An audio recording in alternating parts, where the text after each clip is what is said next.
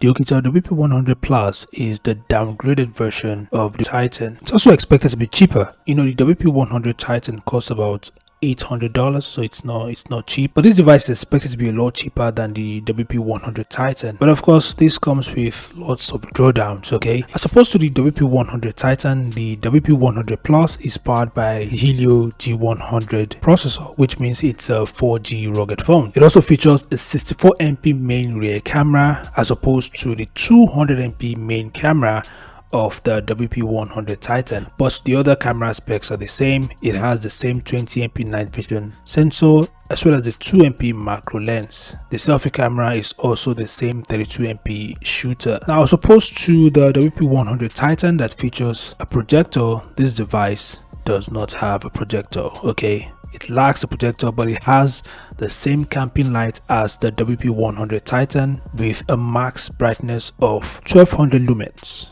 So you'll still be getting that here, which is nice. It also has the same display, a 6.8-inch Full HD Plus 120Hz display with Corning Gorilla Glass 5 protection. It has the same massive 33,000 mAh battery, and it supports 66 watts fast charging as well as 18 watts reverse wire charging. This battery could last days on a single charge, and you could basically charge other devices easily with this phone. The phone also features 16GB RAM and 512GB storage. So if you're not interested in the built-in projector, the 200MP Samsung HP3 main sensor, and the Dimensity 7300 5G chip of the Oukitel WP100 Titan, you can check this device out, the Oukitel WP100 Plus. Currently, it's not available for sale, but it's expected to be available for sale very soon, and it's expected to be a lot cheaper than the WP100 Titan.